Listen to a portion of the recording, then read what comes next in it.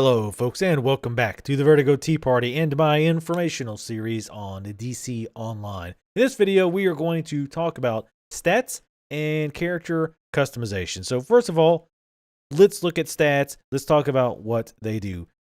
To do that, the easiest way is to open up your inventory, I on the keyboard, or if you forget, just hit escape to bring up your escape menu and click inventory on the bottom row.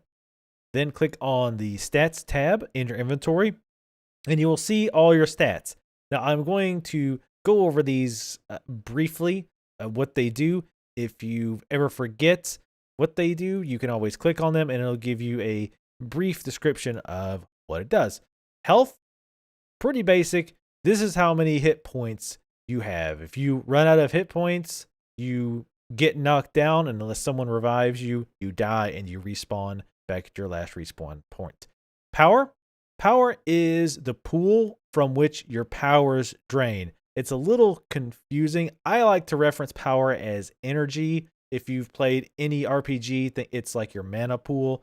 So for example, if you have, let's say you have 100 power, or I like to say 100 energy, and casting a fireball costs 10 energy. Well, in that case, since you have 100 power total, you can cast Fireball 10 times, then you're out of energy or power. The reason I don't like to use power is because your abilities, like Fireball or whatever, are called powers, and they draw from your powers. Your powers draw from your power. It's very confusing if you're trying to explain it. It makes sense when you think about it, but again, just very bizarre explaining it. So I'll call it energy just for simplicity's sake. So you can actually get energy back by doing weapon combos. The higher your weapon combo gets, the more power you'll get back. You'll also get it back naturally while you're out of combat. Controllers can actually heal your energy as well. Defense reduces damage from all NPCs. NPC stands for non-player characters, for those of you who have not played an MMO before. Basically, enemies that you just find in the world that try to beat you up. Might is your power damage. So if I, again, cast Firebolt, the higher my might, the more damage it's going to do. And as a side note, when you're fighting an enemy and you see the little numbers flying over the head, you see white damage and you see yellow damage. Yellow damage is damage that you inflicted via your power, and that damage is improved by improving your might. Restoration increases the amount of health healed by powers. It also increases your out of combat health regen. The out of combat health regen, it's not important. Don't ever put points in restoration just to increase your out of combat health regen. However, healers obviously want restoration to be high because it increases the potency of their heals. Vitalization, where's that vitalization? Anyway, increases the amount of power or energy, as I like to call it, by energy healing effects. As you can guess, this is important for controllers who are in controller mode. Because controllers do heal energy, this increases how efficient their energy healing powers are. Precision affects how much damage your weapons do. So I use dual pistols. So if I want to increase my damage from pistols, I increase my precision. And as referenced before, when you're fighting enemies, you have the white and the yellow damage. White damage is damage done by weapons, and therefore is increased by making your precision higher. Toughness is a PvP, or a player versus player stat. It reduces damage from enemy players only. So if you have a really high toughness but 0 defense, regular AI enemies that you run into in the world are going to kick your butt. So toughness is PvP only. Dominance increases the number of health points lost by a target before a control effect ends. So let's say as a controller, I encase an enemy in ice. And let's say by default, it will only take 100 points of damage and then immediately break out of ice. So if I increase my dominant stat, I and other players can do even more damage to that helpless enemy before they break out of the control effect. Needless to say, that is a good thing. Combat rating is the average of all the item levels of your equipped gear. So for example, if I hover over these ice traction boots, at the very bottom under the durability, you see 46 item level. So the combat rating is an average of all of those item levels of gear that you're currently wearing. If you want to see the specific formula, I'll have a link in the video and in the description below. But for most people, it's not going to matter. Combat rating is important because at the end game at level 30, combat rating affects a few things, such as restricting what in-game duos, alerts, and raids you can queue for. Oddly enough, it also restricts what armor you can buy. So for example, to buy the tier 2 armor, you have to have a certain combat rating before you can buy any of that armor. PvP combat rating, pretty much the same thing as the regular combat rating, except it only affects when you're fighting other players. So same scenario, if you had very high combat rating, but very low PvP combat rating, that means in general, you're not going to be doing a whole lot of damage in PvP. So there's two main ways to increase your stats.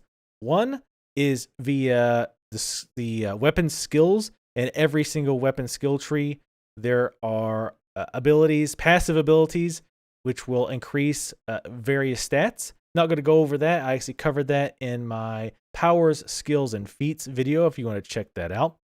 You can also increase your stats via gear. So let's look at this helm I'm wearing, and you can see the stats it has: 144 defense, 111 health, 11 power, etc. So when you're killing enemies, running missions, etc., doing quests, you're going to get better gear. You can hover over it and it will tell you what difference it will make if you change it. So when I hover over this helmet, you can see that, wow, I get a lot. All the stuff in green is improvements, and the stuff in negatives is stats that I lose. So I would gain 51 defense, 11 health, 16 power, 34 vitalization, and 19 dominance. Those are stats that are important to me as a controller. So obviously I want to wear this helm. So I right click it and put it on, but oh wait, now I look kind of goofy. I've ruined my look. So, which that kind of sucks, right? Like as a superhero game, I have a certain look that I want to keep. I don't want it ruined just because I've changed my gear. That is where styles come in. You can get to styles by opening any menu and click on style at the bottom. Here you're going to see all of your different gear slots, and you can click on those. Let's see, like I want my other helmet back. So I click head and I have all of the styles that I have unlocked. Formal is my base one, so it's obviously unlocked. So I can just click on it and I go back to my sweet banging top hat. And we'll go ahead and save that because that's what I want. So now you ask yourself, well, how do I unlock all these styles? Are they just automatically unlocked? Answer is no. Whenever you get gear, you can hover over it, and one of the stats is a style. So if you look in the middle there, it says style, demonic, and it says already collected. Whenever you wear a certain item, you unlock that style for that slot. So this is a helmet, and it's got style demonic. So if I put that on, I automatically unlock the demonic style for the helmet. And there's going to be various armor you pick up from quests, etc., which even if you don't want to wear it, you might want to equip it quickly and then switch back to your other gear just to unlock that style. If you're happy with your style, you don't have to do that. If you'd like to unlock additional clothing styles, there are machine vendors both in the Hall of Doom, if you're a villain, and the Watchtower, if you are a hero, that you can purchase and use to unlock various styles for various inventory slots. Additionally, there is also a hairstylist in the Hall of Doom or the Watchtower that will allow you to change your hairstyle for a price. So here you can see the various styles. I can say, oh, you know what? I'm kind of tired of my top hat. I want the brother eye helmet. Oh, yes, creepy as all hell.